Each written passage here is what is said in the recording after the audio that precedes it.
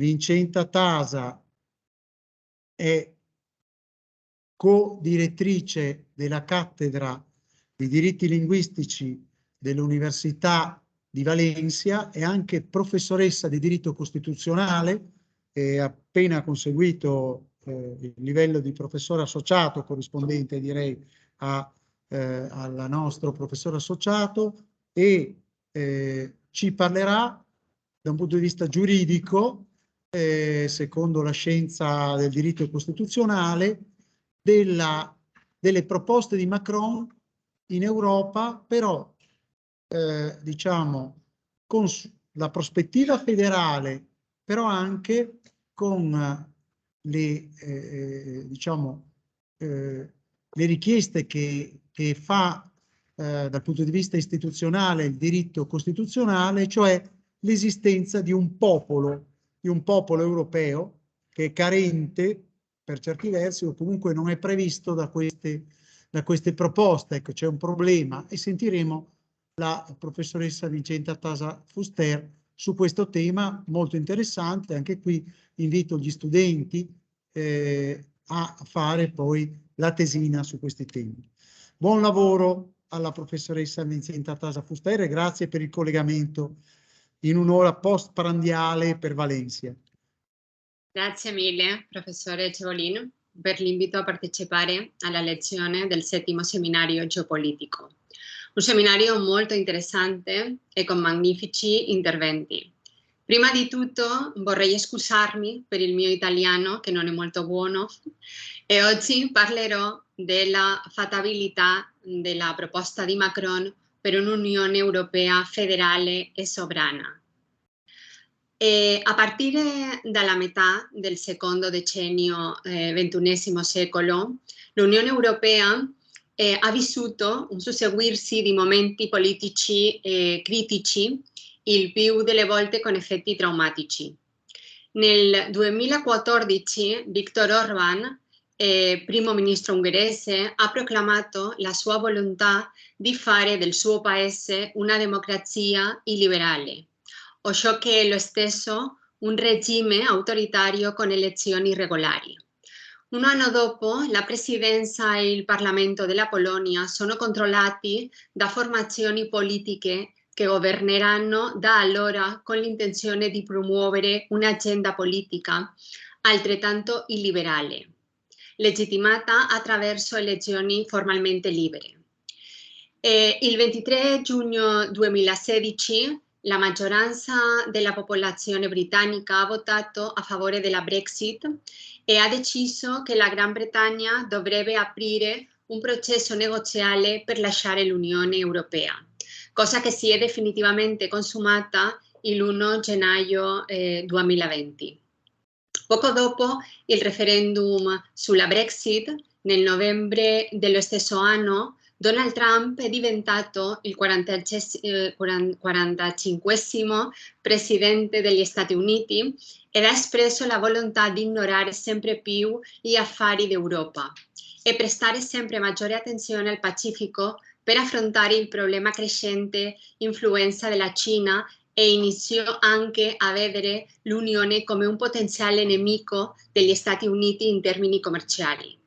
Solo questo fatti, e senza considerare i problemi dei paesi mediterranei dell'Unione, servono per capire perché dopo il referendum sulla Brexit le voci si moltiplicheranno in Commissione e in istituzioni europee che rivendicavano la necessità di riformare, rafforzare o rifondare il progetto europeo per salvarlo. L'Unione ha mostrato una mancanza di leadership globale, come si è visto nella crisi dei rifugiati. In questo contesto sarà Emmanuel Macron, subito dopo essere stato eletto Presidente della Repubblica francese nel 2017, a proporre con più insistenza e ambizione la necessità di promuovere un'iniziativa politica il cui obiettivo principale sia riorientare le politiche dell'Unione e ristrutturare entrambe il sistema istituzionale e la capacità politica comunitaria. Nel giugno 2017 Macron, accompagnato dalla Merkel, ha annunciato dopo una riunione del Consiglio europeo che entro la fine dell'anno Germania e Francia avrebbero presentato una proposta congiunta sul futuro dell'Unione e della zona euro. Tuttavia, questa iniziativa non si è mai concretizzata. Successivamente, nel 2019, l'Unione ha concentrato gran parte dei suoi sforzi sul ripristino di relazioni tra i leader politici dei diversi Stati, poiché i processi elettorali avevano alterato il sistema dei partiti al potere. E ancora di più, l'Unione nel corso del 2019 ha dovuto eleggere una nuova commissione e affrontare la costruzione di una maggioranza al Parlamento europeo su un sistema di sostegno politico diverso da quelli che erano esistiti nel corso della sua storia, poiché per la prima volta nella storia dell'Unione i due gruppi maggioritari, socialista e popolare, non hanno raggiunto il 50% dei consensi, mentre è aumentata la frammentazione e la popolarizzazione politica. Tutto ciò ha portato a un lungo processo negoziale per determinare la presidenza della Commissione e quella della Banca Centrale Europea, tra le altre istituzioni. In larga misura la proposta Macron del 2017 era stata frenata da un calendario elettorale complesso e dalla mancanza di un solido sostegno da parte di Angela Merkel e del governo tedesco.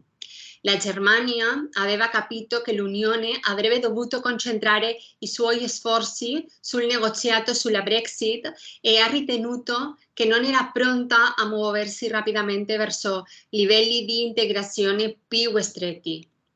La crisi del Covid-19 ha cambiato questi parametri e sbloccato la proposta di Macron. Così, nel maggio 2020, Merkel e Macron hanno presentato congiuntamente un piano d'azione contro la pandemia che è stato accompagnato dall'annuncio della necessità di promuovere un dibattito approfondito sulla riforma dell'Unione. Le conseguenze di questa posizione congiunta franco-tedesca sfociarono nel piano europeo di ripresa economica o Next Generation e nell'annuncio, fino ad allora impensabile, che la Germania fosse disposta ad accettare di discutere la creazione di un fondo comunitario che obbligasse tutti gli Stati dell'Unione per creare una forma di debito congiunto. Parallelamente, la vecchia idea di Macron di promuovere una conferenza sulle riforme dell'Unione è stata recepita nel programma d'azione della Commissione e del Parlamento europeo. Con questa posizione politica condivisa da Francia e Germania è stato dato nuovo incoraggiamento alla cooperazione strutturata permanente annunciata nel 2017. Che ha cercato di promuovere un progetto di difesa europea autonomo e ha insistito sull'obbligo di promuovere una più profonda unione economica e monetaria, completando il sistema bancario dell'Unione. In questo senso, la proposta di Macron, riassunta nello slogan Rilancio, potere e appartenenza, ha sollevato la necessità di aumentare la capacità geopolitica dell'Europa. L'autonomia strategica dell'Unione è di avere istituzioni di governo forti, efficaci e socialmente legittime. Una iniziativa ambiziosa che entra necessariamente in conflitto con le principali potenze mondiali, Stati Uniti d'America, Cina e Russia. Infatti, l'aumento della capacità geopolitica dell'Europa richiede l'organizzazione dell'autodifesa, della sovranità degli Stati membri dell'Unione, la creazione di un esercito europeo che delimita un insieme comune di interessi che si sentono propri e sono condivisi, non solo dalle elite dominanti dei diversi Stati, ma soprattutto dalle loro popolazioni. Questa è una proposta che va oltre lo sviluppo di solidi meccanismi di difesa militari europei. L'Europa deve individuare e sviluppare strategie per difendere i propri interessi economici, tecnologici ed energetici senza subordinarsi ad altre potenze. Nasce la necessità che l'Unione raggiunga l'autonomia strategica nel mondo, una voce propria, una capacità di influenza e una logica d'azione diversa e, se necessario, contraria a quelle delle potenze anglosassoni, tradizionalmente amiche negli ultimi decenni, e soprattutto autonomi da Russia, Cina, India e dai rispettivi paesi satelliti o legati a tali potenze. La pandemia di Covid-19 ha costretto a rinviare al 9 maggio 2021 l'apertura della conferenza di Strasburgo, una delle proposte centrali di Macron. Il lavoro della conferenza sul futuro dell'Europa da allora è stato quello di generare un dibattito aperto affinché i cittadini e le organizzazioni non governative generano idee e riflessioni sul futuro istituzionale dell'Unione. In sostanza, va notato che con l'arrivo di Donald Trump alla presidenza degli Stati Uniti e la sua politica di distanziamento dall'Europa, la NATO, sempre guidata dagli USA, era rimasta un'istituzione di secondo ordine. Questa situazione, simile a quanto accaduto in precedenza con la caduta del muro di Berlino, spiega perché buona parte dei dibattiti sulla riforma dell'Unione sono incentrati sul raggiungimento di una politica di sicurezza e di difesa autonoma nell'Unione. Il futuro della proposta di Macron, che conteneva debolezze strutturali, è ora molto più fragile.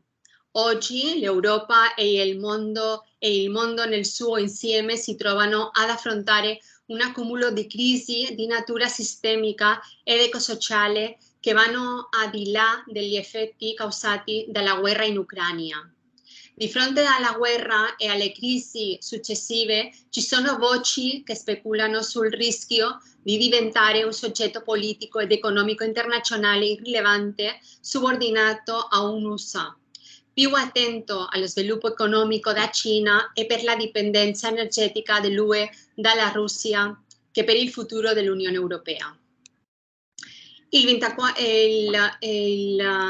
24 aprile 2022, durante la celebrazione della sua rielezione alla presidenza della Repubblica francese, Emmanuel Macron ha riconosciuto la necessità di concentrare il suo secondo mandato sull'aumento della coesione interna della società francese e sulla riduzione della polarizzazione sociale e politica che la divide. E tutto questo senza rinunciare a un'Unione Europea più forte. Nonostante la realtà politica, sia tedesca che francese, stiano attraversando un momento non propizio per grandi iniziative europee. E inoltre, come abbiamo appena sottolineato, la guerra in Ucraina e la riformulazione della NATO, riaffermando l'egemonia degli Stati Uniti e aumentando la presenza militare in Europa, rende difficile che la proposta di Macron e la sua idea di Unione Europea federale e sovrana si concretizzino in molte delle sue dimensioni.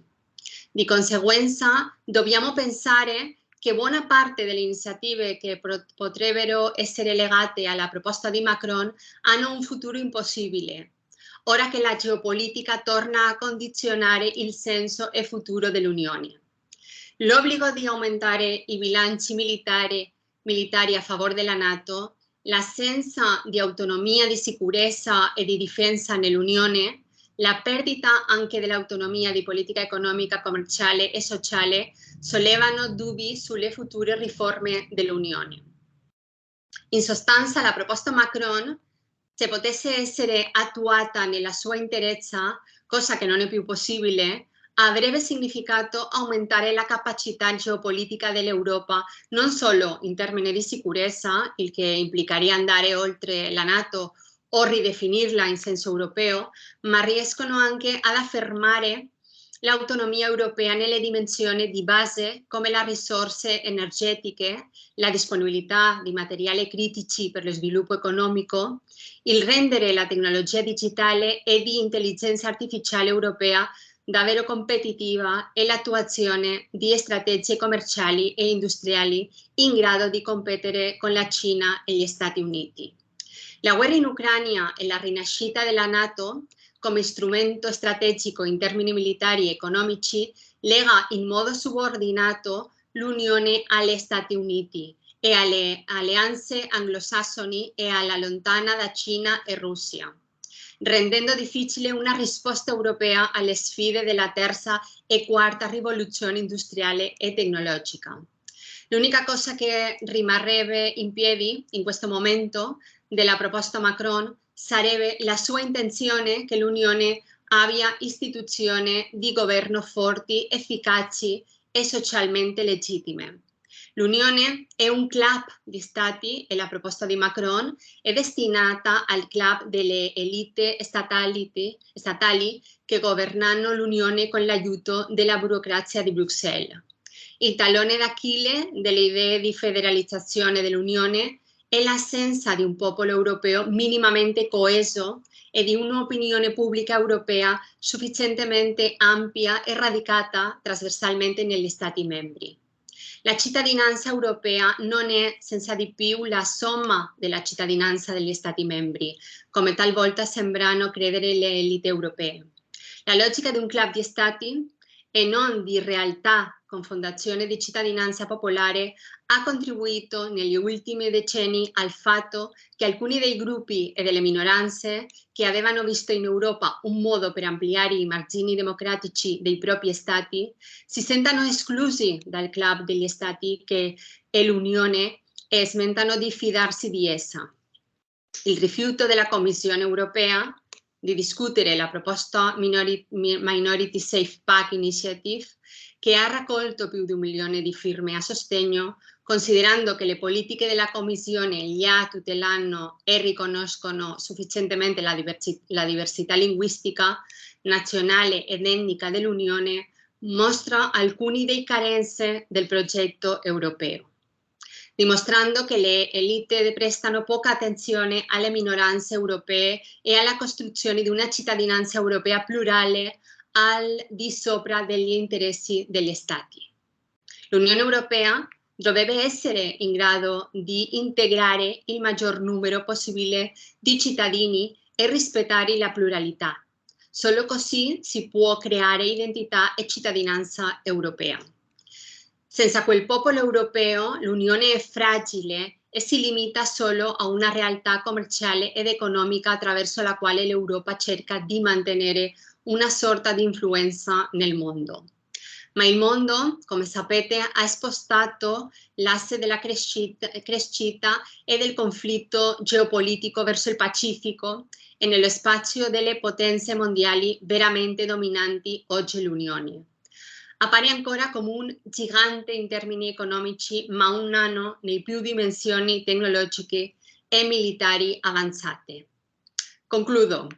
Sono questioni di cui dovrebbe tenere conto l'attuale dibattito sulla riforma dell'Europa, ma che al di là della retorica non sembrano far parte della vera agenda europea. La proposta di Macron lascia sullo sfondo un aspetto centrale per la società e l'economia del futuro, come l'artificial intelligence e la posizione marginale dell'Unione nelle rivoluzioni tecnologiche rispetto a Cina e Stati Uniti. Inoltre, presta poca attenzione alla dipendenza energetica, alle conseguenze dei cambiamenti climatici e alle crisi ecosociali, perché sa bene l'Unione ritenga che il Green Deal dell'Unione fornisca una risposta più che adeguata a tutti questi problemi. La realtà è che questa iniziativa è molto volontaria. Se l'Europa ha l'ambizione di essere una potenza, di avere un proprio progetto geopolitico e una voce unica al mondo, deve costruire una cittadinanza europea e smettere di essere un club di stati. L'Unione ha molte sfide e una posizione fragile, manca di energia, manca di sicurezza e difesa, autonomia tecnologica e inoltre nel suo sviluppo come sistema politico.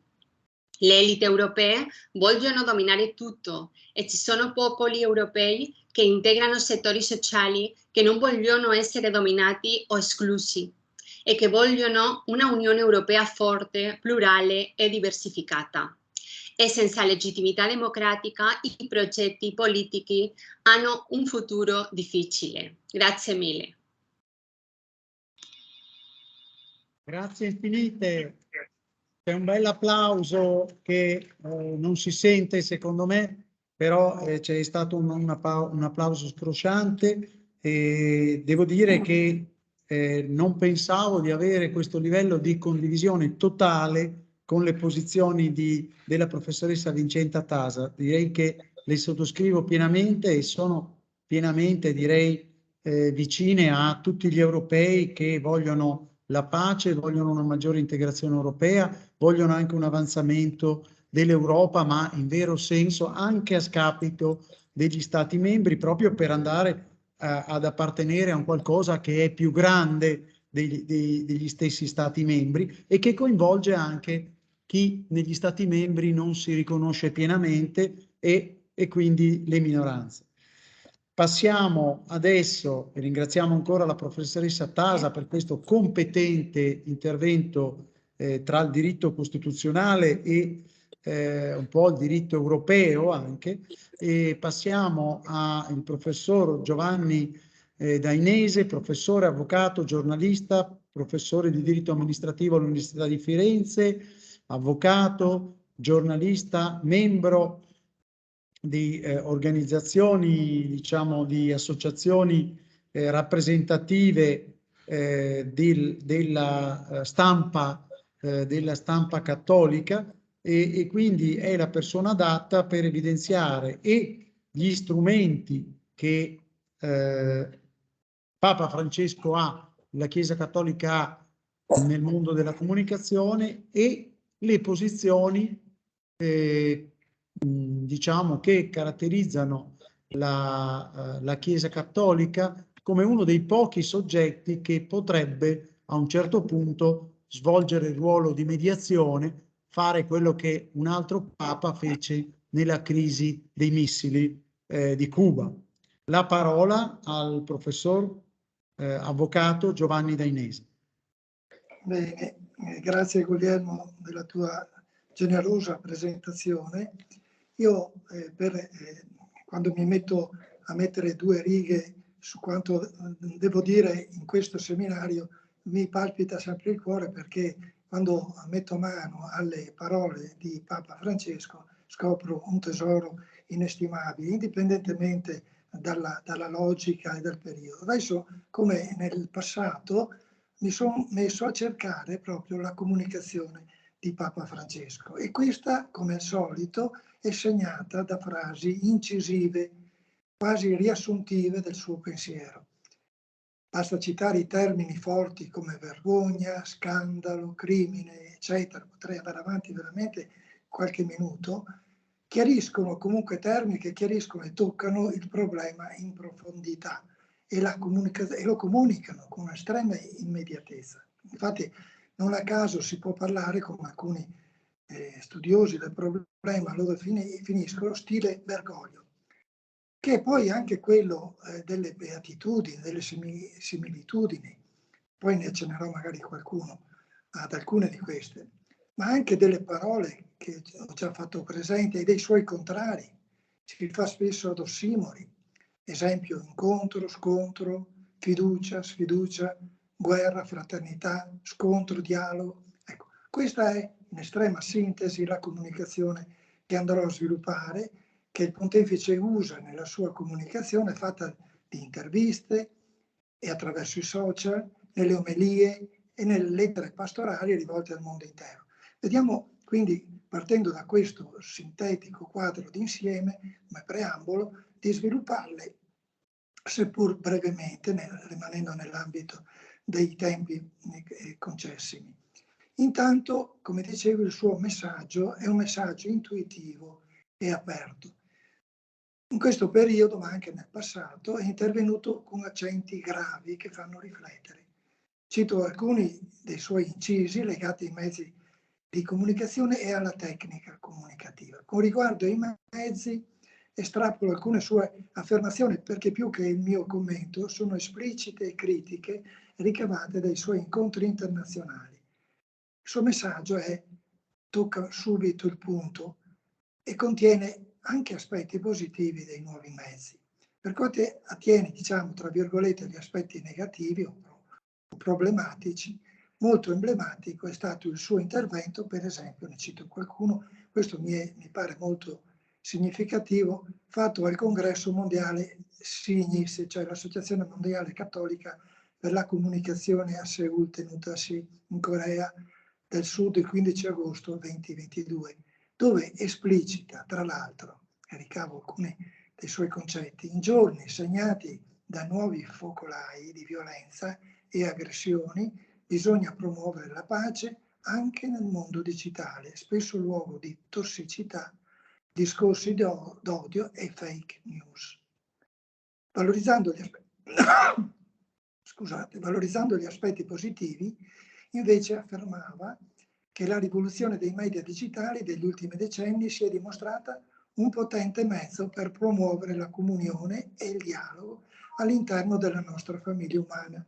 Infatti, durante i mesi di blocco dovuti alla nota pandemia, abbiamo visto, dice il Papa, chiaramente come i media digitali possano unirci, non solo diffondendo informazioni essenziali, ma anche colmando la solitudine dell'isolamento e in molti casi unendo intere famiglie e comunità ecclesiali nella preghiera e nel culto.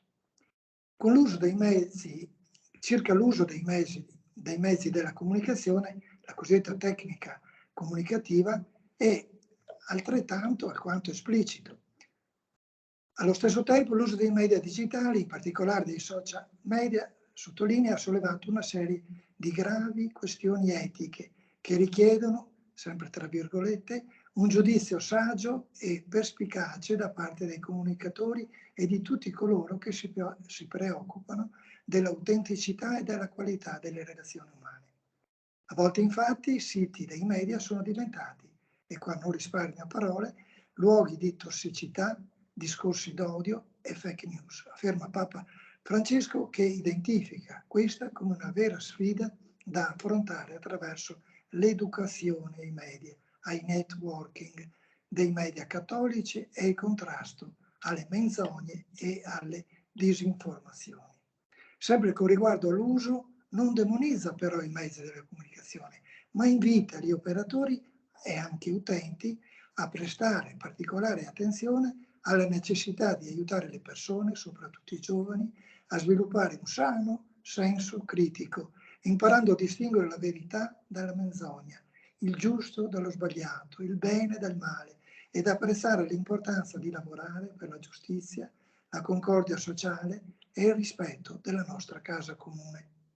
Francesco non dimentica le molte comunità del nostro mondo che rimangono escluse dallo spazio digitale.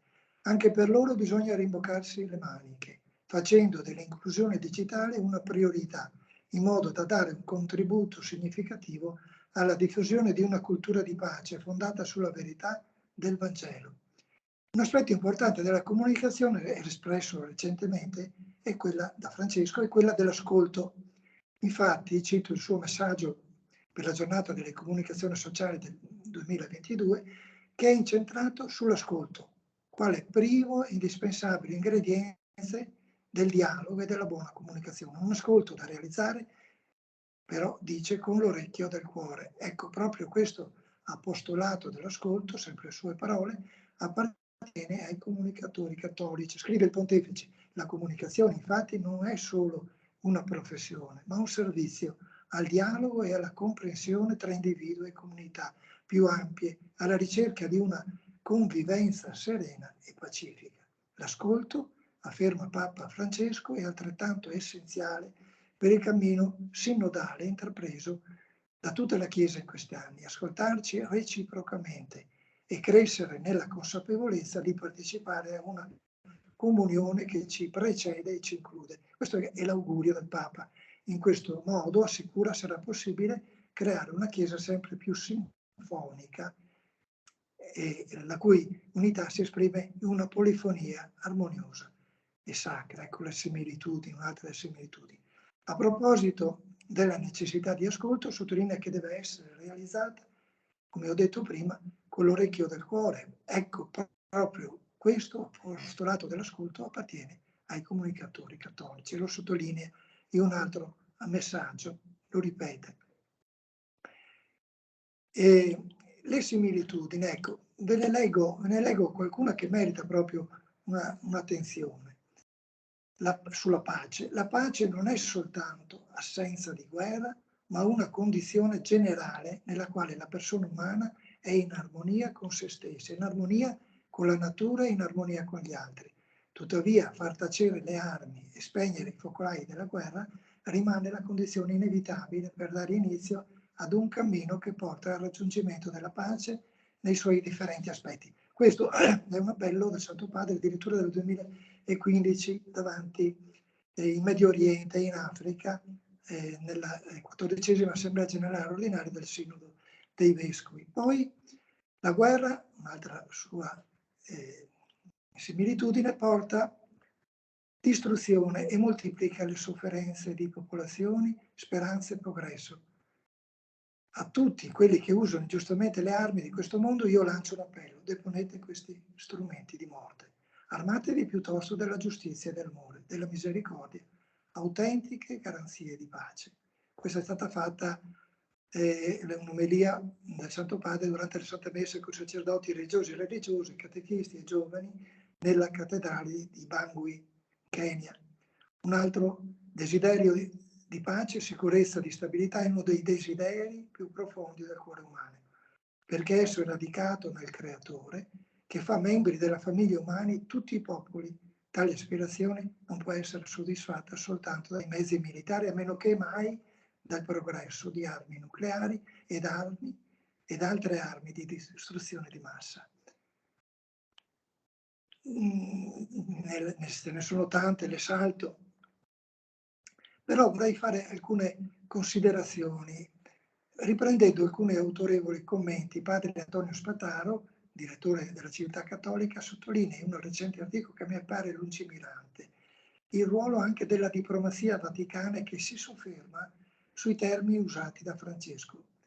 Dice, sintetizza un po' il suo pensiero: indubbiamente siamo in un tempo di informazione accelerata dove tutto scorre così velocemente che una parola di oggi sembra così rumorosa da cancellare quella detta ieri, e quindi l'operazione di ricostruzione è importante. Inoltre questo meccanismo accelerato e rumoroso va unito ad una a rappresentazioni capziose sempre più frequenti e diffuse che rischiano di far perdere di vista il senso di un lavoro complesso, che verso la fine del testo Padre Spataro riassume così: la diplomazia vaticana riguarda il momento presente ma anche il prossimo futuro. In questo senso è chiara nella condanna, ma intende tessere e cucire, non tagliare. Non devono esserci dubbi sulla lucidità della condanna all'aggressore. I termini usati da Francesco a proposito dell'Ucraina sono stati inaccettabili: aggressione armata, violenta aggressione contro l'Ucraina, guerra ripugnante, massacro insensato, invasione dell'Ucraina, barbarie, atto sacrilego, eccetera. Tuttavia i papi non attaccano capi religiosi o politici. Francesco, come i suoi predecessori, fa appello alla soluzione dei conflitti e condanna azioni e scelte politiche o strategiche maligne. Questo genera la falsa percezione di un neutralismo del Papa, il quale sa che la violenza genera violenza e le vittorie generano sconfitte e paci instabili e friabili. Fu la pace di Versailles a generare il mostro nazista, e quante volte Francesco ha denunciato la pace di Yalta. L'approccio del pontefice si fonda sulla certezza che non si dà a questo mondo l'impero del bene, perciò bisogna dialogare con tutti, proprio con tutti. Ricordiamo che, per esempio, che Francesco l'ha fatto persino col generale Min Aung Hlaing, capo dell'esercito del Myanmar, responsabile dell'operazione contro i suoi amati Rohingya. Il potere mondano, così definitivamente desacralizzato, è proprio per questo nessuno è il demonio incarnato. Innumerevoli sono pertanto gli interventi papali sul tema. Si pensi all'ultima Via Crucis, ecco, questo rappresenta in modo figurato quando il Papa invitò due donne, una russa e un'ucraina, a stare sotto la croce insieme. Si sono aperte anche in questa occasione critiche, però, sottolinea Padre Spataro, Francesco agisse secondo lo spirito evangelico, che è di riconciliazione anche contro ogni speranza visibile durante questa guerra di aggressione. Afferma in tweet: il Signore non ci divide in buoni e cattivi, in amici e nemici. Per Lui siamo tutti figli amati. Fratelli tutti, dunque. Figli tutti. Da qui il grido, se ricordate, fermatevi, alla seconda persona plurale.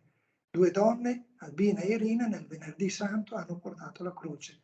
Non hanno detto una sola parola, neanche una richiesta di perdono o cose del genere. Vorrei far notare lo stile comunicativo anche fatto, oltre alle similitudini, di immagini. Sono state sotto la croce nel portarla, scandalosamente insieme, è stato detto, il loro è stato un segno profetico. Il loro essere insieme, figli di Dio e sorelle di una guerra che da amiche le ha rese nemiche, continua il padre Spataro, è stata un'invocazione a Dio perché ci dia la grazia della riconciliazione.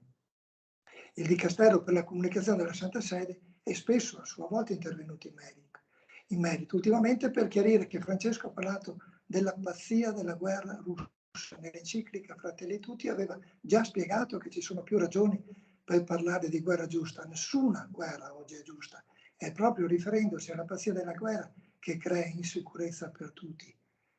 Continua il direttore editoriale del Dicastero per la comunicazione della Santa Sede, citando l'attentato a cui è rimasta uccisa Daria Dugina, dove ha parlato di lei definendo la povera ragazza per riferirsi alle circostanze drammatiche della sua morte, per ribadire che mai niente può giustificare l'uccisione di essere umano. L'ho preso da un articolo dell'Avvenire, redazione Esteri, del 26 agosto 22. Quanto alla guerra di ampie dimensioni in Ucraina iniziata dalla Federazione Russa, conclude il comunicato, gli interventi del Santo Padre Francesco sono chiari e univoci nel condannarla come moralmente ingiusta, inaccettabile, barbara, insensata, ripugnante e sacrilega. Un accenno breve sul nucleare, che è già in occasione della conferenza sull'impatto umanitario delle armi nucleari, fatto a Vienna del 7 dicembre 2014, affermava tra l'altro che le armi nucleari sono un problema globale che colpisce tutte le nazioni e avranno un impatto sulle generazioni future come pure sul pianeta che è la nostra casa. La deterrenza nucleare e la minaccia della distruzione reciproca assicurata non possono essere la base di un'etica di fraternità e di pacifica coesistenza tra i popoli e gli stati. I giovani d'oggi e di domani hanno diritto a molto di più, hanno diritto ad un pacifico ordine mondiale, hanno basato su un ordine basato sull'unità della famiglia umana, fondato sul rispetto, sulla cooperazione, sulla solidarietà, sulla compassione. Enciclica espliciti poi sono anche i richiami, chiamiamolo così, a fonti laiche come la Carta Unita, la Carta delle Nazioni Unite, in quella sede sottolineando che il preambolo e il primo articolo della Carta indicano le fondamenta della costruzione giuridica internazionale, la pace, la soluzione pacifica delle controversie e lo sviluppo delle relazioni amichevoli tra le nazioni. Un'etica e un diritto basati sulla minaccia nella distruzione reciproca e potenzialmente di tutta l'umanità sono contraddittori e costituiscono una frode verso tutta la costruzione delle Nazioni Unite, che diverrebbero Nazioni Unite dalla paura alla sfiducia. Recentemente, attraverso una storica votazione in sede ONU, la maggior parte dei membri della comunità nazionale ha stabilito che le armi nucleari non sono solamente immorali, ma devono anche considerarsi un legittimo strumento di guerra. Concludo. La pace in Francesco quindi è legata al suo modo di vivere, direi alla sua personale umanità, ma in continuazione ad una solida tradizione con i successori di Pietro, tutti coesi a lanciare appelli per il cessate-il-fuoco, marcando il rifiuto alla guerra in modo preciso e assoluto. Per tutti Giovanni XXIII e poi Paolo VI e poi Giovanni Paolo II e Benedetto XVI nei loro discorsi, Paolo VI nella Popolorum Progressi, Giovanni XXIII nella Pacem in Terris, Benedetto XVI in Caritas e Veritate, ne ho estrapolato solo alcune. Sono stimolanti quindi gli appelli che il Santo Padre solito fare all'Angelo. Cito quello di ieri, 9 ottobre, poi chiudo. Francesco, preoccupato per un'escalation nucleare del conflitto in Ucraina, invita a ripercorrere i sentieri del passato, si allaccia alla storia per ricostruire la pace, imparare dalla storia per scegliere la via della pace, e quanto esorta a fare Papa Francesco, facendo riferimento a quello che accadeva 60 anni fa durante il Concilio Vaticano II, quando arrivò al culmine della crisi dei missili a Cuba, che vide contrapposti gli Stati Uniti e l'Unione Sovietica. Chiudo, non possiamo, dice, dimenticare il pericolo di guerra nucleare che proprio allora minacciava il mondo. Perché non imparare dalla storia, si domanda, anche in quel momento c'erano conflitti e grandi tensioni, ma si scelse la via pacifica. Sta scritto nella Bibbia, così dice il Signore, fermatevi nelle strade e guardate, informatevi nei sentieri del passato dove sta la strada buona, percorretela, così troverete pace per la vostra vita. Grazie della vostra attenzione. Grazie al professor avvocato Giovanni Dainese per questa Lectio Magistralis sui documenti vaticani, sulle dichiarazioni di Papa Francesco, sulle pubblicazioni della Santa Sede, che ci dà un po' di speranza, cioè la saggezza che traspare da questa forma di comunicazione ci dà sicuramente la speranza. Grazie ancora all'amico Giovanni Dainese, un applauso, ecco, non si sente ma in realtà è un bel applauso di cuore. Che ricambio.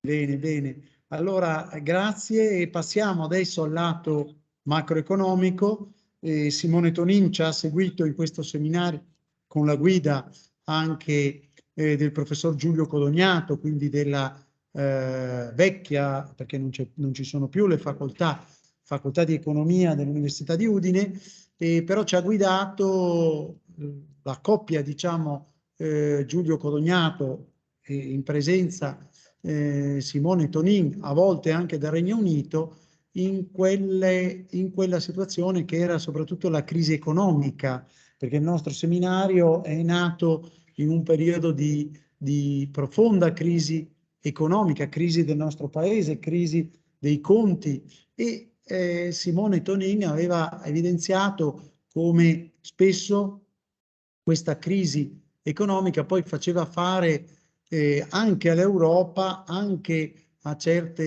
avviava certe politiche che non erano condivisibili. Ecco.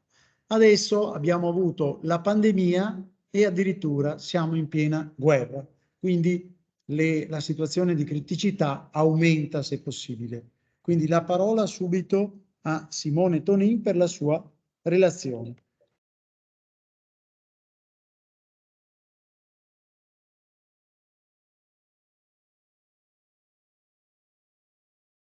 Ho pensato che volessi vedere intanto ecco al centro, bene. Questo faccio una copia.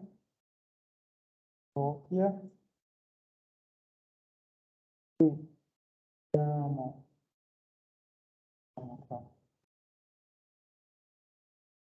qua, la mettiamo qui.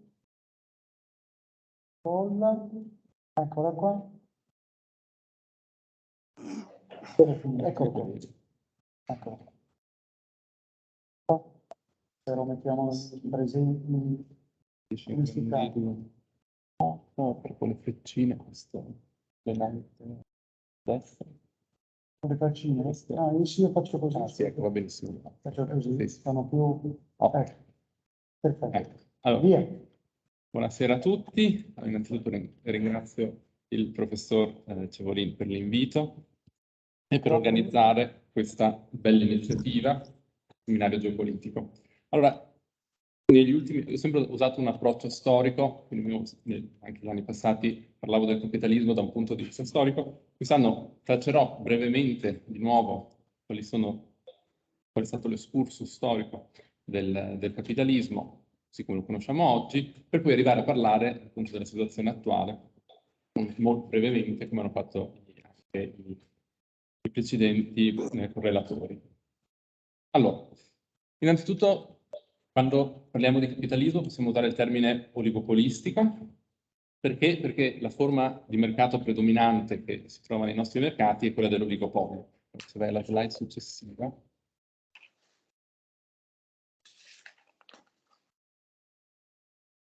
Che cos'è l'oligopolio? L'oligopolio è un mercato in cui ci sono poche imprese che controllano elevate quote di mercato. Un esempio, ce l'avete tutti quanti voi in mente, nell'economia, quella cosiddetta economia digitale, sono i cosiddetti GAFAM, sono Google, Amazon, Facebook, Apple, Microsoft. Tutte queste imprese hanno delle quote dominanti nei settori in cui operano. Google ha la quota dominante dei motori di ricerca, Facebook sui social media, eccetera, eccetera. Quindi l'oligopolio, questa è la definizione di oligopolio che ci serve per capire meglio il concetto di capitalismo.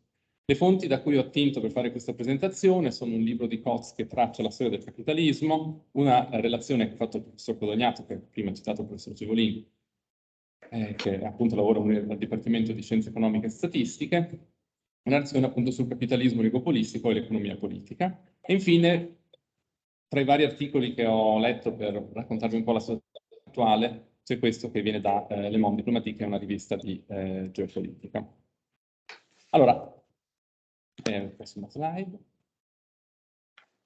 Allora, innanzitutto, abbiamo detto, il tipo di capitalismo in cui viviamo è un capitalismo oligopolistico, dominato da oligopoli, però se osserviamo la storia del capitalismo, vediamo che ci sono diversi tipi di capitalismo oligopolistico. C'è quello regolamentato, che ha avuto luogo dal dopoguerra fino agli inizi degli anni 70, il capitalismo oligopolistico neoliberale, che è quello in cui viviamo oggi, ma è entrato profondamente in crisi dal 2008, come poi narrerò più nel dettaglio, e più infine c'è il capitalismo oligopolistico di Stato. Questo è tipico della Cina, e la Cina, diciamo che da economia pianificata, qual era negli anni 50-60, negli anni 70 ha cominciato delle riforme di mercato che l'hanno portata a concepire questa nuova forma di capitalismo oligopolistico di Stato.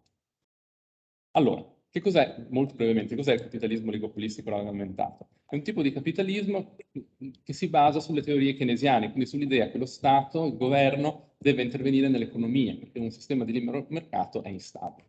Quindi le teorie keynesiane suggeriscono di tenere sotto controllo l'inflazione, come dobbiamo fare anche noi oggi, ma anche la disoccupazione. Suggeriscono di regolamentare l'economia globale, quindi regolamentazione negli scambi tra i vari paesi, commercio globale, nella libertà dei capitali e anche nel sistema dei cambi tra le valute.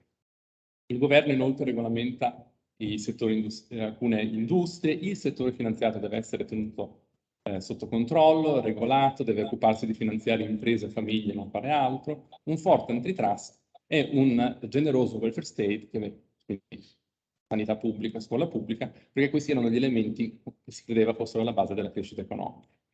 Negli anni 70 c'è la crisi economica, il capitalismo regolamentato entra in crisi, quindi arriva il capitalismo oligopolistico neoliberale. Questo si basa sulle idee della scuola di Chicago, quindi sulle idee sviluppate soprattutto da Milton Friedman.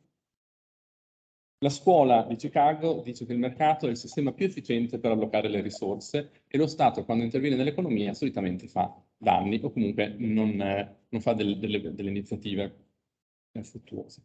Quindi la scuola di Chicago sostiene che bisogna liberalizzare l'economia, a livello internazionale liberalizzare lo scambio di beni, servizi e di capitali, quindi da un forte, insomma, incentiva molto lo sviluppo della globalizzazione, che infatti cresce notevolmente dagli anni 80 in poi.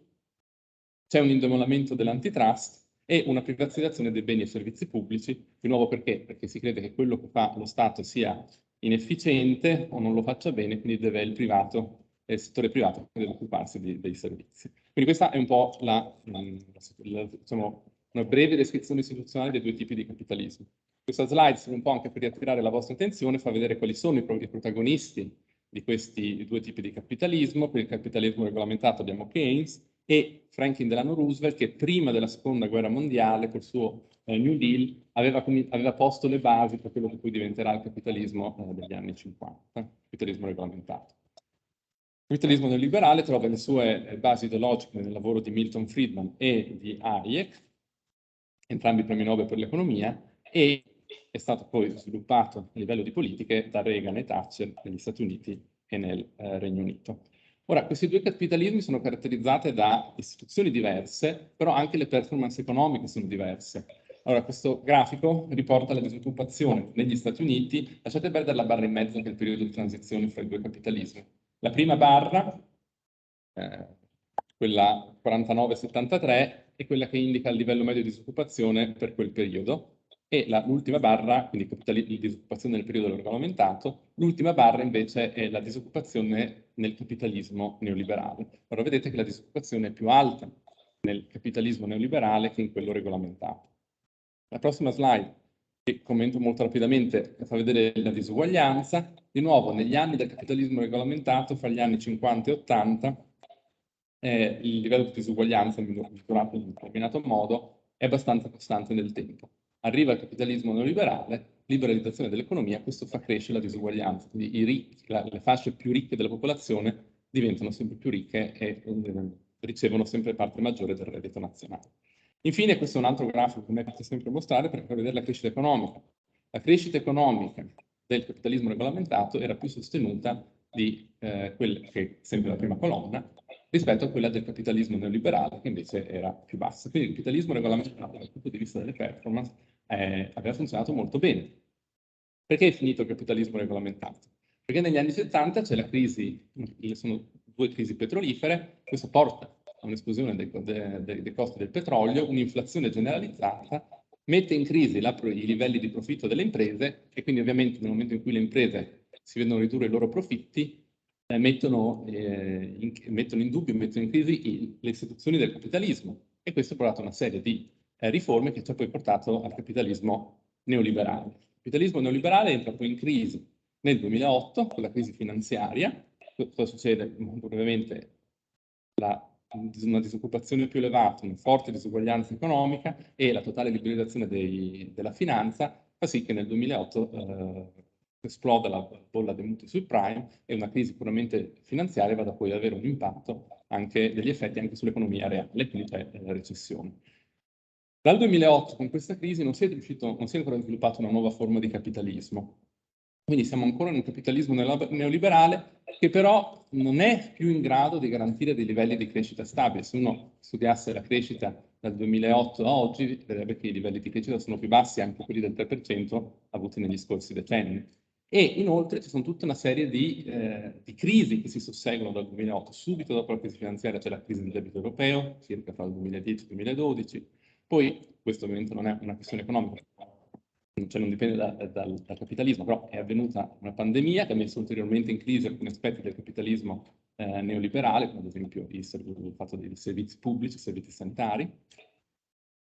La pandemia ha portato con sé una recessione, da cui ci stiamo lentamente riprendendo, però questa ripresa ha avuto già dal 2021 un aumento dei costi delle materie prime, cioè la questione appunto dei costi dei microchip, i costi delle terre rare, che sono i microchip, che sono la base della transizione ecologica. A questo si aggiunge nel 2022 la guerra in Ucraina, che ha provocato un forte aumento dei prezzi di nuovo delle varie materie prime, in particolare del gas. Questo quindi ha generato l'inflazione che viviamo oggi in questo anno. Non sappiamo cosa succederà il prossimo anno, potrebbe esserci un'altra crisi economica, un'altra recessione. Quindi la crisi del 2008, cioè il capitalismo neoliberale entra in crisi nel 2008 e non si è ancora riuscito a trovare una nuova forma di capitalismo che permetta poi di tornare su un sentiero di crescita stabile economico, e permetta anche poi alle imprese di garantire un livello di profitti ritenuto adeguato. Quindi concludendo, dove sta andando il mondo? Allora, parlerò dei tre principali protagonisti del capitalismo oggi, che sono gli Stati Uniti, la Cina e l'Europa. Allora, il capitalismo oligopolistico negli Stati Uniti ha alcune nuove caratteristiche in seguito sia alla pandemia che alla presidenza Biden.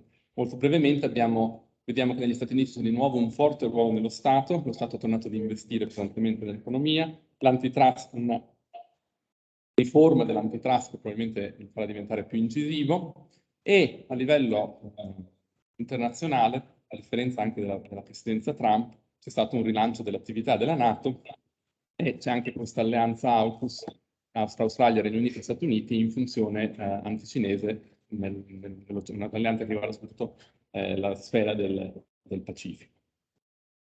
Quindi, cosa vediamo? Negli Stati Uniti hanno ritrovato un po' un ruolo, hanno una linea internazionale che a me sembrerebbe abbastanza chiara, dal punto di vista economico non si riesce ancora a capire dove stiamo andando, sembra in alcune riviste si comincia a parlare di neostatalismo appunto per indicare questa nuova forma di Stato che interviene di più nell'economia come si faceva col capitalismo regolamentato. Adesso vedremo nei prossimi anni cosa succederà e chi sarà il prossimo presidente degli Stati Uniti. La Cina c'è il famoso capitalismo oligopolistico di Stato che vi ho citato all'inizio. Che cos'è? Il capitalismo di Stato è un sistema economico misto in cui lo Stato controlla una quota rilevante delle risorse. Non è un'economia pianificata, quindi non è quella sovietica, ma è una sorta, un misto fra un'economia di mercato e un'economia pianificata dove lo Stato, diciamo, controlla solo parte delle risorse, quelle che sono ritenute strategiche a livello anche geopolitico. La Cina anch'essa sta subendo l'impatto della pandemia, dell'aumento dei prezzi delle materie prime e dell'inflazione che abbiamo in Occidente, perché la crescita economica cinese è molto più bassa in questi ultimi anni. Quindi anche questo bisogna vedere se questo aspetto, questo rallentamento della crescita porterà a una riforma o revisione del capitalismo oligopolistico di Stato, e la Cina a livello internazionale mi sembra che debba ancora un po' trovare un suo ruolo definito. Infatti anche ad esempio nel conflitto con l'Ucraina la Cina è sempre rimasta un po' ambigua su quale atteggiamento intraprendere. Poi parlando dell'Europa, cosa succede in Europa? Allora anche qui, in generale, il capitalismo oligopolistico europeo ha avuto una storia molto simile a quello americano, quindi tutti i grafici che vi ho fatto vedere prima, che erano relativi agli Stati Uniti, valgono un po' anche per l'Unione Europea. Dove sta andando l'Unione Europea? Beh, da alcuni aspetti anche qui è una situazione ambigua. C'è il Next Generation EU che sembra di nuovo rilanciare un ruolo dello Stato nell'economia, quindi cercare di far crescere e sviluppare l'economia, finanziare la transizione ecologica e così via. Tuttavia, a livello politico, e questo hanno anche, secondo me, sottolineato altre persone che hanno parlato prima di me, il fatto che non ci sia uno Stato centrale forte fa sì che il potere politico non sia in grado di proporre una nuova forma di capitalismo che ridefinisca la struttura economica dell'intera Unione Europea e, detto in maniera più semplice, una forma di capitalismo che garantisca una crescita economica, continuativa nel tempo, perché questo poi è l'obiettivo che si dovrebbe porre nel lungo periodo. E a livello internazionale l'Europa non sembra ancora aver assunto una sua visione, una sua linea indipendente da quella degli Stati Uniti. Quindi conclusioni, cosa si può dire dove sta andando il mondo e soprattutto cosa succederà in Europa? Dal breve racconto che vi ho fatto io sembra quindi che il capitalismo oligopolistico nell'Unione Europea sia in una situazione di fragilità rispetto alla nuova evoluzione del capitalismo oligopolistico negli Stati Uniti e anche alle le trasformazioni che probabilmente verranno in Cina nei prossimi anni. Qual è il problema cruciale? Uno, che le imprese europee sono esposte al rafforzato potere di mercato oligopolistico del resto del mondo, in particolare i grandi multinazionali americane. E adesso, soprattutto in seguito alla guerra in Ucraina, le imprese europee sono esposte al forte aumento dei costi dell'energia, che, osservate, questo forte aumento del prezzo del gas è un problema che abbiamo noi in Europa, e negli Stati Uniti è molto più contenuto. Ok? Quindi sembra che il futuro dell'Unione sia abbastanza fosco, a meno che non si trovino appunto delle strategie per evitare le difficoltà che ci sono all'orizzonte. Parlando dell'Italia, e ciò che dico ora vale anche per il Friuli Venezia Giulia, il nostro settore industriale è rappresentato da piccole e medie imprese che quando poi vanno ad affacciarsi sul mercato globale devono fronteggiare dei giganti, e questo ovviamente è un elemento di fragilità per il nostro sviluppo economico. E dopo ci sono la questione dei prezzi dell'energia. Adesso l'Unione Europea ha delle serie di imposte dell'energia. Questo qui, il grafico blu scuro, sono i costi del gas naturale in Europa. Vedete che sono molto più elevati di quelli degli Stati Uniti, quindi di nuovo le imprese europee, ma anche quelle quindi italiane e friulane, quando vanno ad operare nei mercati globali si trovano in difficoltà perché devono far fronte a dei prezzi delle materie prime molto più elevati di quelli che pagano i loro concorrenti americani. E con questo... Il professor Simone Tonin per la chiarezza, veramente ha tagliato con il coltello, adesso deve anche partire tendenzialmente. perché ha un treno di rientro e veramente ha fatto un ottimo lavoro che ci è utile anche a comprendere lo scenario geoeconomico, come vedete, ma con la chiarezza che ci ha dato veramente. Adesso sarebbe il momento del professor Gianluca Foresti, che però non vedo collegato. Grazie Simone, non vedo collegato. Se può parlare, collegarsi, non vorrei che fosse un po' la situazione di malattia, diciamo, che lo coinvolge. E allora, comunque, se non riesce a collegarsi, io provo a fare una cosa di questo tipo. Vedo se riesco a collegarlo così, connessione in corso, e se non riesco chiedo a Gianluca Gardini invece di collegarsi. Vediamo se riusciamo, ecco che però si è connesso, no, connessione in corso ancora Gianluca Foresti, sono tutti e due Gianluca, ma mi pare che connessione in corso voglia dire che non è riuscito a... Adesso sì, adesso si è collegato.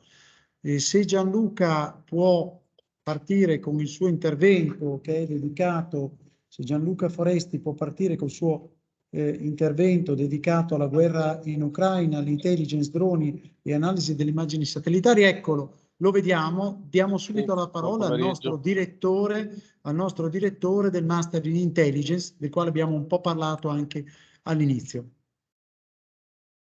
Bene, proviamo a condividere.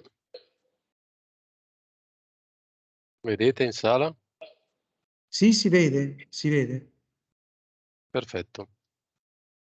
Allora, buon pomeriggio a tutti. Brevissimamente introduco 3 argomenti che possono essere sicuramente elementi di sviluppo e di approfondimento per eventuali tesine. Argomenti che sono anche in collegamento, come immagino avrete già introdotto voi, con il nostro Master in Intelligence ICT dell'Università di Udine.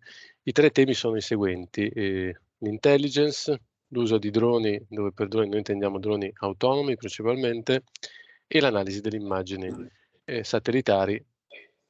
Alcuni di questi elementi sono già stati introdotti sapientemente anche dal generale Bernardini nella sua precedente relazione. Allora, per quello che riguarda l'intelligence, vorrei sottoporvi, diciamo, alcuni ragionamenti che sono classici, sono standard, ma che danno, diciamo, un modello di riferimento importante da applicare poi nei vari contesti. E in questo caso, nella tesina, dovrebbe essere uno spunto per applicare quello che è definito il ciclo di intelligence proprio al caso della guerra in Ucraina. Il ciclo di intelligence si suddivide, diciamo, in 5 o 6 fasi, dipende dai vari modelli, e si parte dalla parte di pianificazione e direzione, quindi le indicazioni che normalmente sono di livello politico, c'è la raccolta delle informazioni, l'elaborazione dei dati, l'analisi dei dati e poi l'operazione di disseminazione o restituzione a chi ha dato la direzione ed eventuali feedback, i feedback che non sempre sono presenti.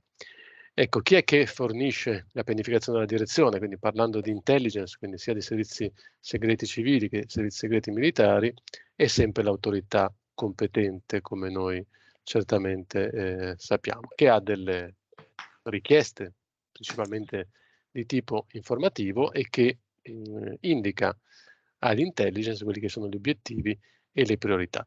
Questo a livello di stati. Chiaramente poi l'intelligence è un qualcosa che noi mettiamo in pratica sempre nella nostra vita quotidiana, tutte le volte che dobbiamo prendere delle decisioni, dobbiamo acquistare un computer, facciamo intelligence, quindi cerchiamo di acquisire informazioni dal campo, vediamo i vari modelli, compariamo i prezzi, compariamo le prestazioni, quindi elaboriamo questi dati che abbiamo raccolto, poi li analizziamo e alla fine prendiamo una decisione. Quindi di fatto questo processo che sto presentando è un processo che quotidianamente lo applichiamo, anche se non gli diamo magari il giusto riferimento appunto al ciclo di intelligence. Per quello che riguarda la raccolta delle informazioni, questo è importante soprattutto per la tesina, queste informazioni si possono recuperare in quell'area che si chiama OSINT, cioè le fonti aperte. Ci sono chiaramente dei software ad hoc che permettono di rastrellare e recuperare principalmente dal web, ma non solo, quelli che sono appunto dati, e molto spesso si trovano dati anche molto molto interessanti, pur essendo appunto dati non classificati e disponibili. Poi ci sono le cosiddette fonti umane o la HUMINT, che possono essere varie persone che si muovono a vari livelli, con varie responsabilità, che possono acquisire sicuramente, avere delle informazioni importanti su un determinato contesto. Qui è interessante capire chi può in questo momento viaggiare in quelle zone, chi può recuperare le informazioni, quindi un aspetto sicuramente su cui fare delle riflessioni. E poi ci sono tutti gli strumenti tecnici, i cosiddetti TechNint, che vanno dal SIGINT, quindi tutta la parte dell'intelligence fatta con segnali, che sono sicuramente segnali elettromagnetici, elettronici e diciamo di informazioni telemetriche. Poi ci sono gli IMINT, quindi l'acquisizione di informazioni su persone o cose attraverso sensori di vario tipo, quindi video, radar, sensori elettro-ottici, infrarossi e termici, che possono essere acquisiti in vario modo, quindi da stazioni terrestri, navali, aeree o addirittura anche spaziali. E poi c'è tutto il resto, il cosiddetto MASENT, che è diciamo, tutte quelle informazioni che vengono raccolte che non rientrano nelle categorie precedenti.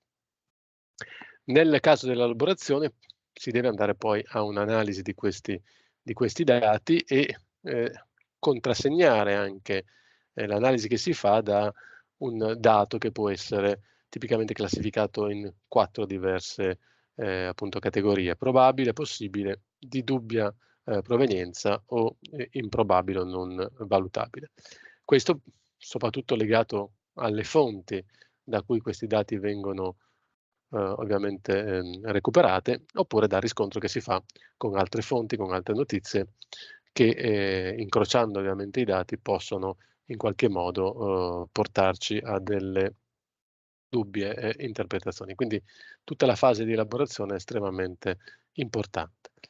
Poi l'ultimo passaggio, quello in cui dobbiamo tirare le conclusioni, dopo che abbiamo ovviamente valutato l'attendibilità dell'informazione, quindi del dato o dei dati che abbiamo raccolto, abbiamo valutato la fonte, chiaramente pezzo per pezzo a costruire magari un mosaico più ampio di informazioni, mettendo insieme, questo lo fanno le agenzie di intelligence, chiaramente anche le informazioni provenienti da altre agenzie di intelligence dei paesi alleati, poi questi dati vengono ovviamente incrociati per arrivare al dato finale, quello che si chiama finished intelligence o intelligence finale o compiuta.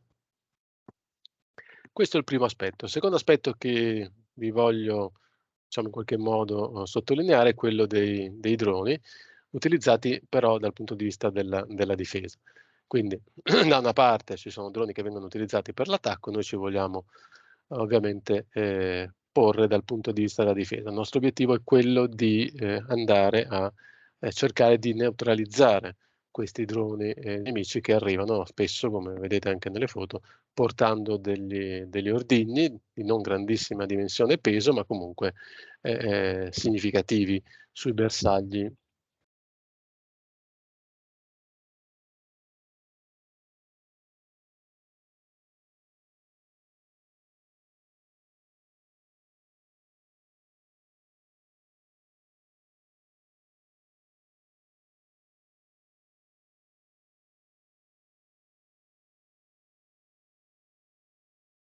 Quindi di livello, diciamo, si stava dicendo, di livello significativo su vari tipi di bersagli. Ecco, in questo caso la tesina cosa deve andare a analizzare? Deve andare a analizzare quelle che sono le tecniche di contrasto basate su questi droni. Questo lo sottolineo perché recentemente sono apparsi dei video, diciamo, in rete, soprattutto di militari ucraini che riescono con un pseudo fucile imbracciato da un militare a far atterrare un drone nemico, cosa che non mi risulta essere possibile, diciamo, adesso fatto in questo modo, ma ci sono delle ricerche molto sofisticate su questo, quindi quello può essere un aspetto interessante da analizzare, come intercettare e catturare un drone nemico. Non è soltanto abbatterlo, ma è quello, siamo nel mondo sempre dell'intelligence, di catturarlo, perché il drone stesso porta con sé tutta una serie di informazioni molto importanti da acquisire. Ecco, ci sono delle tecniche che permettono di andare a utilizzare strumenti. Ci sono degli esperimenti che facciamo anche noi. Qui siamo nel campo a fianco alla sede universitaria di Pordenone, dove abbiamo un modello di un sensore acustico di nostra progettazione con un drone nemico e un sensore video che lo localizza, fornendone anche la probabilità di detection corretta e cercando di localizzarlo anche quando questo poi si sposta all'interno dell'area diciamo di controllo. Spunto, diciamo così, interessante per analisi di operazioni di counter UAV, come si definiscono. Ecco, in ultimo spunto, immagini satellitari. Questi ne vediamo continuamente, ce ne sono in rete, ne vediamo sui mezzi pubblici, che ci forniscono ovviamente un dettaglio molto, molto elevato di quello che accade al suolo. Qui la tesina potrebbe essere impostata proprio andando a capire qual è la differenza della risoluzione spaziale delle immagini e diciamo fino a che punto queste immagini possono essere utilizzate, quindi in termini di dimensioni degli oggetti a terra che si possono diciamo individuare, differenziando le varie tipologie di satelliti, satelliti in orbita bassa, satelliti in orbita geostazionaria e quant'altro. Ecco, mi fermo qui. Questi sono gli spunti, diciamo, per le 3 possibili tesine. Un applauso, grazie infinite al Grazie a voi. professor Foresti, che è comunque in splendida forma dal punto di vista intellettuale, di salute no, ma come avete visto ha finalizzato alle tesine, didatticamente perfetto, quindi veramente grazie del contributo, soprattutto per il seminario, ma anche per il seminario, quindi per il lavoro che faranno i corsisti, diciamo, che seguono il seminario, che fanno anche il paper finale. Veramente grazie, ma anche penso per i giornalisti presenti in sala, che hanno potuto vedere 3 settori nei quali si misura l'attività di ricerca del professor Foresti, che è anche il responsabile informatico, diciamo, in ambito NATO per l'Italia. Quindi siamo come Università di Udine ai vertici su questo versante, quindi ecco che abbiamo avuto anche un contributo, anche se limitato per le energie diciamo di salute, però puntuale e preciso. Adesso darei la parola al professor Gianluca Gardini dell'Università di Udine e dell'Università di Norimberga. Chiederei al professor Gianluca Gardini di prendere la parola e di fare il suo intervento accendendo la telecamera e andando a razzo, per stare nei tempi anche che gli consentano poi di fare l'attività che aveva previsto dopo. Vediamo se riesce a collegarsi. Eccolo, vedo che vedo connessione in corso e di preludio poi alla visione del collegamento, di solito questa connessione in corso. Vediamo se ci riusciamo. Ci sono dei trilli, non so, vediamo.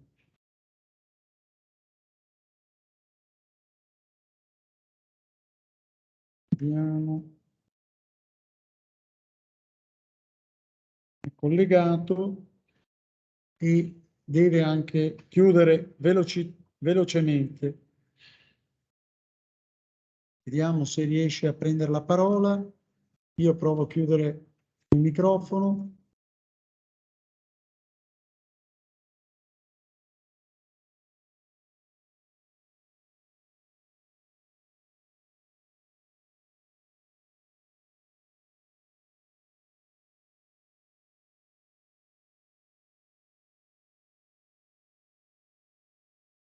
Ci riprovo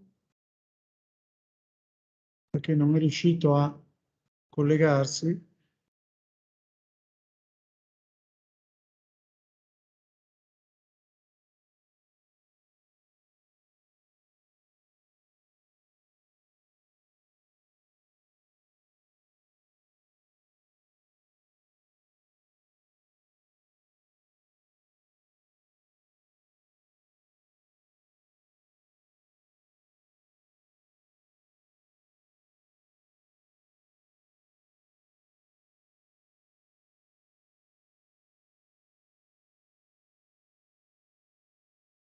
Vediamo se riusciamo.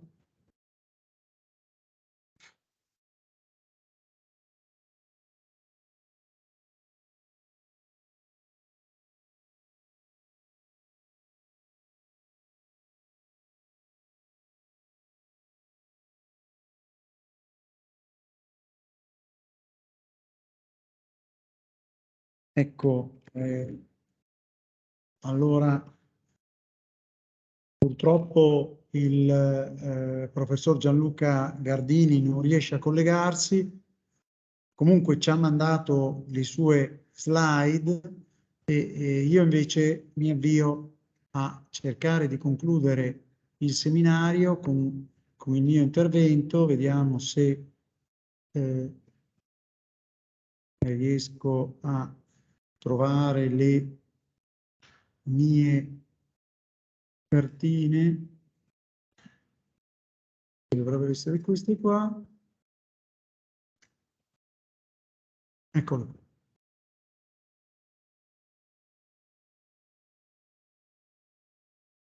Eccole qua.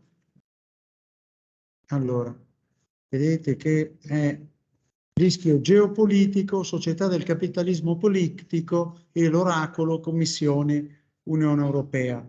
È un intervento che ho fatto in una società del Trevigiano e l'inizio, diciamo, parte tutto da questa mappa che viene costantemente aggiornata a livello di Limes, e cioè Caoslandia, questa sorta di fantasma dove contiene al suo interno tendenzialmente, ma fuoriescono anche da questo fantasma dei conflitti nel mondo e vedete sono gli elementi di criticità.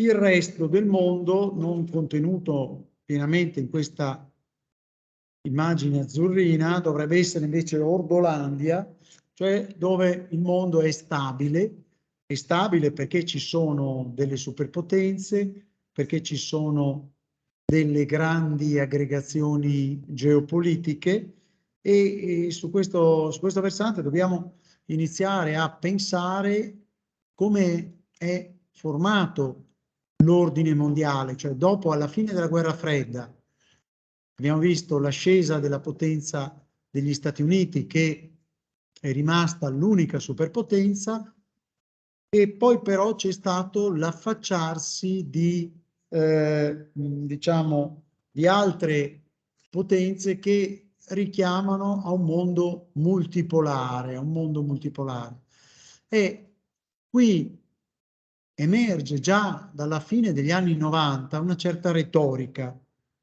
la retorica della contrapposizione tra democrazie e oligarchie. Diciamo, questo tipo di contrapposizione si è rivelata proprio in maniera conclamata alla fine del 2021, quando Biden a un certo punto ha chiamato a raccolta le democrazie per cercare di fare una vera e propria alleanza a livello internazionale tra le democrazie. Ma se andate a vedere le democrazie chiamate, quelle escluse dall'elenco di Biden, già vedete qualche elemento di criticità. Non ho pronta una slide per rappresentarle, ma diciamo si vede per esempio l'esclusione della Turchia, per esempio, della Turchia di Erdogan, che viene esclusa nonostante la Turchia di Erdogan sia ricompresa nell'ambito dell'alleanza strategica della NATO. Ma gli elementi di criticità che rendono questa contrapposizione tra democrazie e oligarchie non più diciamo sicura e praticabile, almeno al momento, è il passaggio, diciamo, e anche l'espressione del voto di alcune democrazie in ambito Nazioni Unite dal 24 di febbraio del 2022, dall'invasione della Ucraina da parte della Russia, dove praticamente la stragrande maggioranza degli stati appartenenti alle Nazioni Unite ha criticato questa invasione. Però, come sappiamo, il Consiglio di sicurezza non può prendere decisioni perché ci sono i membri permanenti, tra i quali la Russia. In ambito Assemblea Generale delle Nazioni Unite, però, c'è stata la stragrande maggioranza che ha condannato. Già però in un successivo passaggio la diminuzione degli stati contrari, diciamo, a questa azione della Russia, che era più o meno sui 143, direi, stati contrari, è passata a 93, sostanzialmente 91-93, da 141-93, con riferimento all'obbligo di, anzi alla volontà di sospendere la Russia dal Consiglio per i diritti umani, sospendere la Russia dal Consiglio dei diritti umani. E quindi c'è stato un calo. Se poi su questo, andremo a vedere le diapositive, se poi su questo andiamo a vedere, per esempio, gli stati che fanno e che hanno adottato le sanzioni economiche oppure che adottano armi, che dotano, anzi non adottano, che dotano di armi l'Ucraina, anche qui vediamo un netto calo. Quindi, come dire, le democrazie, dopo lo spostamento della cortina di ferro che diventa cortina d'acciaio, come in un numero di Limes, e cioè una situazione nella quale non si discute più, cioè si vede l'avversario lo si vede come, e si preparano delle dottrine strategiche come un soggetto, come possiamo dire, che sia non razionale, un pazzo, Hitler.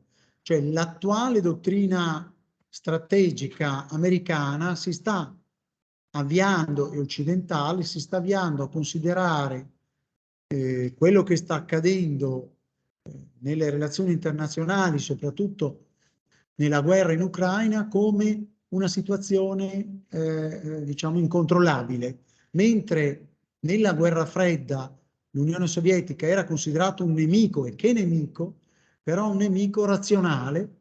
Adesso la Russia viene considerato già da tempo un nemico irrazionale, ma poi dopo la sorpresa per gli Stati Uniti non è neanche stato tanto, perché con l'intelligence l'avevano anche anticipata, ma dopo l'aver Putin fatto l'atto più grave degli ultimi anni per la stabilità delle relazioni internazionali, la categoria, diciamo, di oligarchia, la categoria di nemico strategico non razionale viene appioppata alla Russia. Teniamo presente che però i documenti strategici scritti più attuali sono ovviamente in corso di elaborazione e di aggiornamento, però i documenti strategici più aggiornati, scritti però, fanno riferimento ancora come nemico principale alla Cina e la Russia come un nemico meno pericoloso e meno importante della Cina.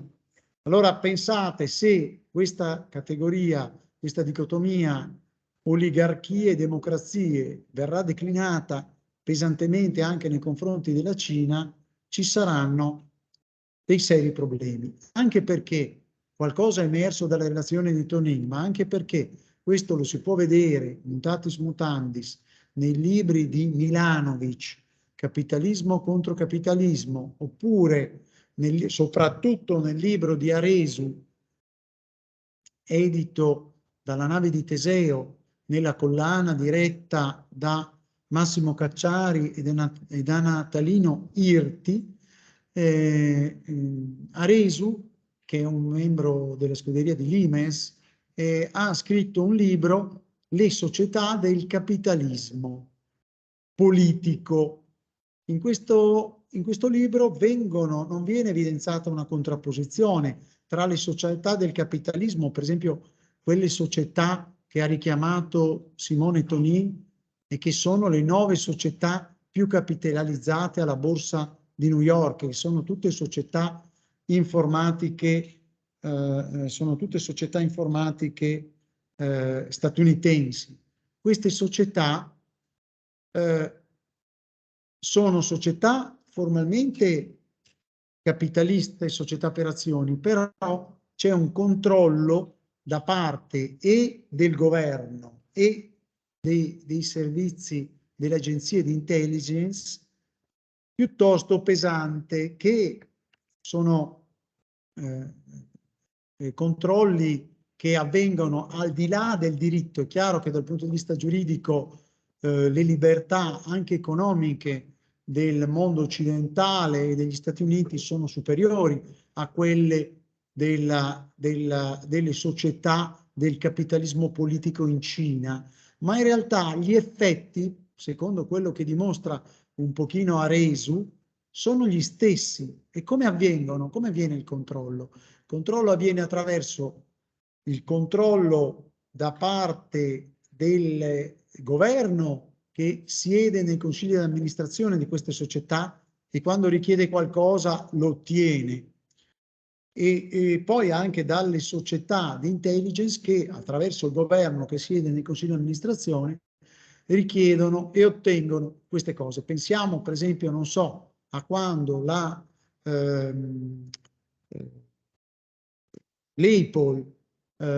si è rifiutata di dare alla CIA le informazioni informatiche per consentire di decriptare le informazioni contenute in dei telefonini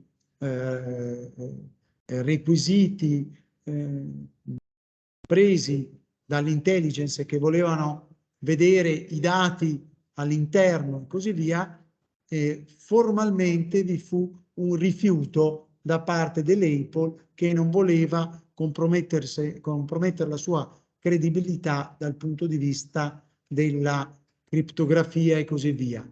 Pare però che poi, guarda caso, l'intelligence americana è riuscita a decriptare, ad avere i dati contenuti in questi telefonini e a fare le proprie misure, adottare le proprie misure di diciamo reazione sulla base di queste informazioni acquisite dai telefonini in suo possesso. E quindi le società invece del capitalismo cinese sono società controllate in questo modo. I capitalisti cinesi si possono arricchire, ma quando si arricchiscono troppo vengono per esempio inibiti nel potersene uscire dal paese, gli viene gli arriva un ordine dicendo guarda che per 30 giorni, per 3 mesi non puoi uscire dal paese. Questo per iniziare a far capire, guarda che tu puoi fare soldi, puoi fare quello che vuoi, ma anche qui ci devi dare tutto dal punto di vista dell'informatica, ci devi dare tutto dal punto di vista delle conoscenze per controllare i nostri concittadini e così via, e poi comunque anche quando si diventa troppo grossi dal punto di vista economico si dà fastidio al partito politico che è al governo con la dittatura del proletariato, cioè il Partito Comunista Cinese, che attualmente è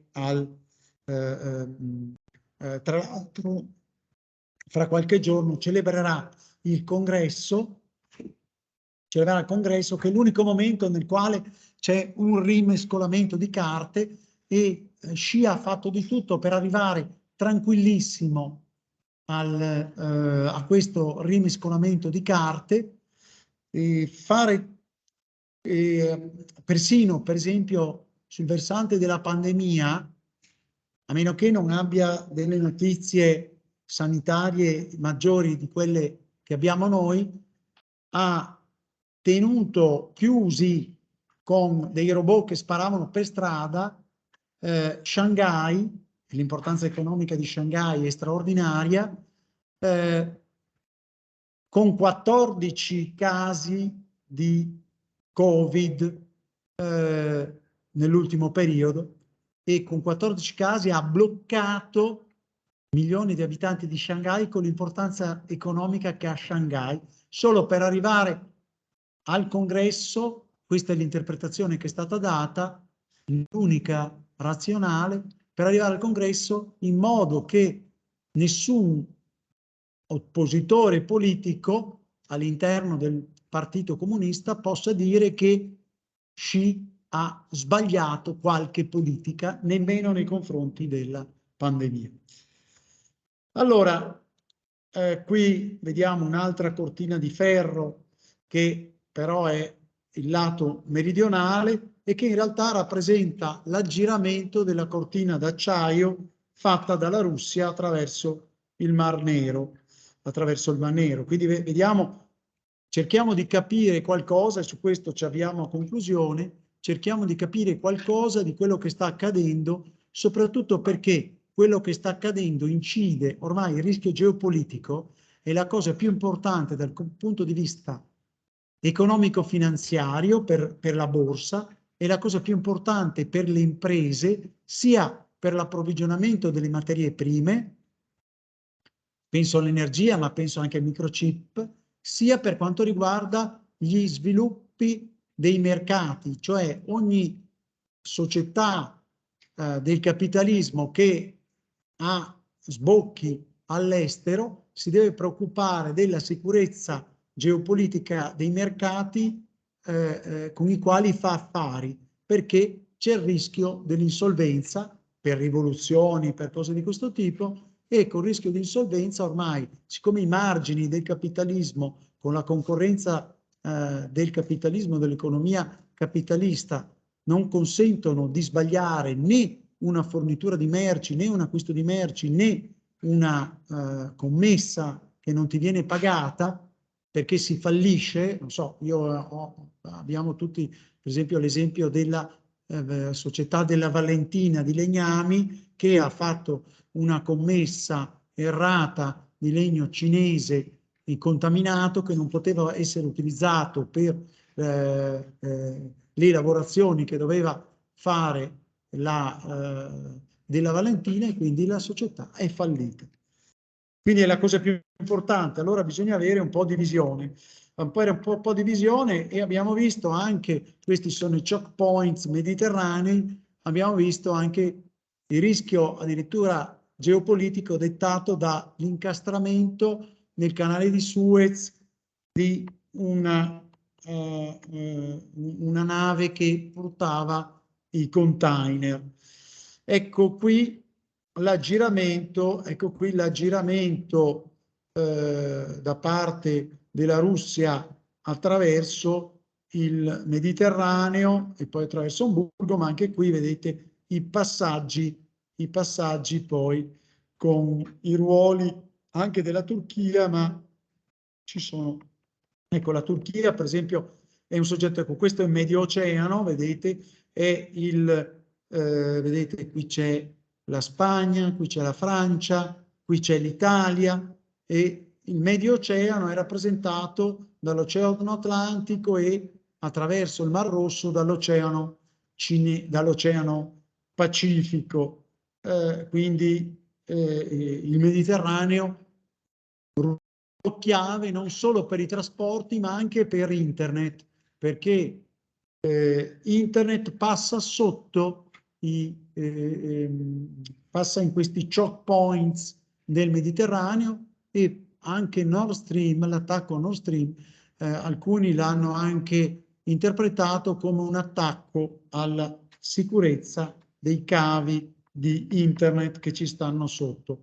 Come vedete qui la rete nel Mediterraneo, fondamentale per l'approvvigionamento e per l'aggiramento della cortina d'acciaio, e poi per la famosa via della seta, che diciamo è l'approvvigionamento di merci dalla Cina, dove però l'approvvigionamento di merci dalla Cina, lo sappiamo bene, non subisce, per esempio, anche qui un altro elemento di non credibilità delle democrazie. Pensiamo a quello che è accaduto in Afghanistan, che dalla sera alla mattina, anche se con previsioni di decenni, perché Obama l'aveva già detto, game over, che si sarebbe scappati poi dall'Afghanistan, però pensate alle donne afghane alle quali l'Occidente ha promesso sicurezza, scuola, libertà,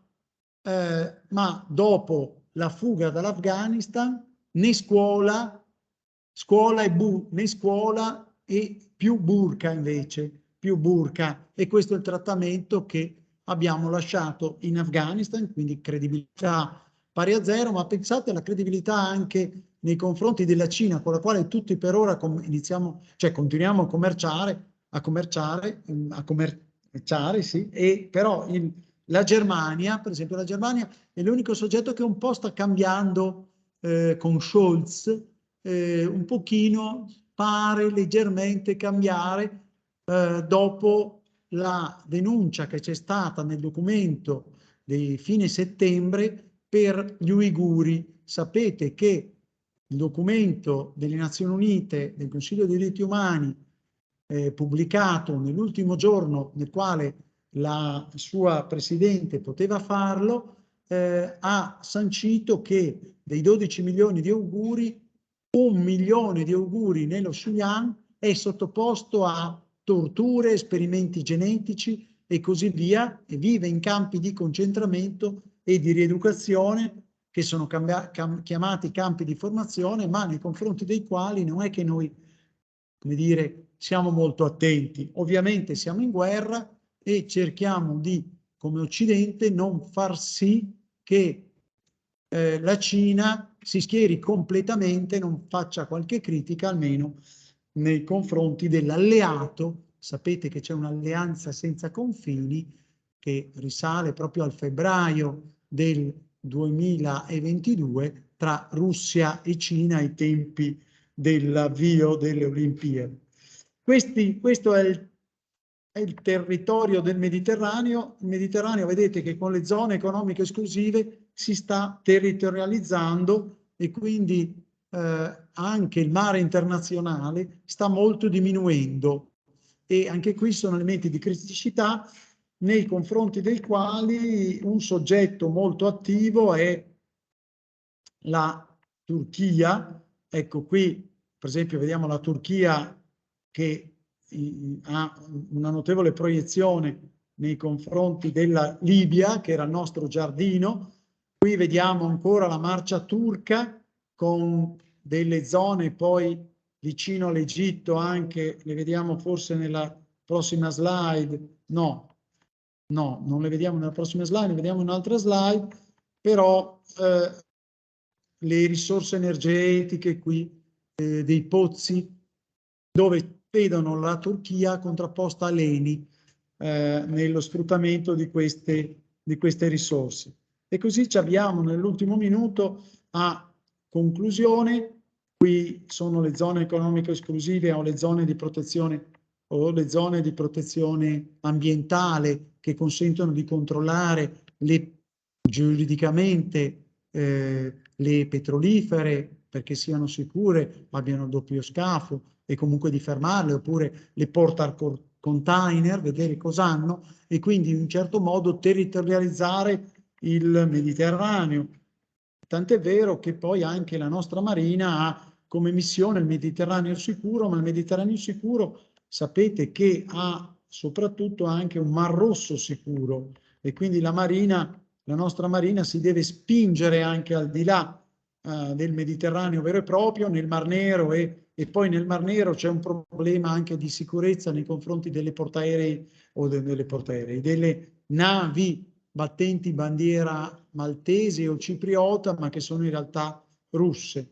Qui poi tra l'altro vediamo come l'influenza della Francia sia un soggetto estremamente negativo nei confronti del nostro ruolo nel Mediterraneo, e quindi anche quegli elementi di criticità che sono stati evidenziati dalla professoressa Tasa nei confronti del fatto che c'è qualche problema in Europa anche nei confronti di Macron possono essere un po' girati, ma soprattutto per Sarkozy, che attaccò per ragioni di politica interna per essere rieletto, poi non essendo rieletto, Sarkozy fece l'attacco alla Libia eliminando Gheddafi, ma in realtà mettendo in pole position nelle commesse energetiche la Total nei confronti dell'Eni invece. E quindi quando abbiamo degli europei che si comportano così è ben difficile. Ecco qui il Mar Rosso che viene conteso, e poi qui veniamo alla situazione di estrema criticità con le proteste in Russia, dove emerge qualche linea di frattura qui e qui vediamo gli assi, ecco gli assi geopolitici che ci sono. Vediamo la zona di Kaliningrad che vorrebbe fare asse con la Crimea, e l'altra invece zona di asse diciamo della NATO, però capite che questo corridoio dovrebbe essere più ampio dal punto di vista nucleare, e si dovrebbe molto probabilmente fare questo, cioè bisognerebbe trattare tra Russia, ed è quello che chiede Putin, e Biden, per fare un corridoio strategico dal punto di vista nucleare, come nella cortina di ferro, cioè per non far sì che o con le zone di Kaliningrad, dove ci sono delle armi nucleari potenti, tra l'altro proprio dirette a Berlino e a Parigi, per esempio, che possono raggiungere in un attimo Parigi, Berlino e anche Roma. Ecco, anche qui bisognerebbe mettersi d'accordo come e Kaliningrad e però anche gli avanzamenti della NATO fatti con lo spostamento di migliaia di chilometri della cortina d'acciaio dovrebbero essere frutto di accordi condivisi tra le due superpotenze. Ma fino a che non ci sarà un tavolo delle trattative, degli accordi, per ora si parlano solo i militari russi e americani, da quanto emerge dall'intelligence, a dimostrazione che quelli che probabilmente sono più capaci spesso di fare la pace sono proprio i militari, perché sanno cos'è la guerra e che disastro è la guerra. E questo, tra l'altro, me l'ha detto Krippendorf, un grande pacifista, quando in un convegno, in quel periodo c'era un centro interdipartimentale per la pace all'Università di Udine, adesso questo centro non c'è più, c'è solo la mia partecipazione come Università di Udine nell'ambito della rete dell'Università per la Pace, ma quando c'era questo centro interdipartimentale Irene si facevano dei convegni a Udine proprio sulla pace, e Krippendorf in una tavola rotonda mi diede pienamente ragione, richiamando l'attenzione di tutti i pacifisti presenti, dicendo che la pace si fa assolutamente coinvolgendo i militari, perché i militari sanno cos'è la guerra e hanno la capacità, gli strumenti e anche la volontà spesso di cercare di evitare. Ho concluso, grazie, e il seminario geopolitico è concluso. Per gli studenti dovete consegnarmi, e io rimango qui per ancora 10 minuti, un quarto d'ora, le schede dei gruppi con le vostre preferenze per fare la tesina. Grazie ancora.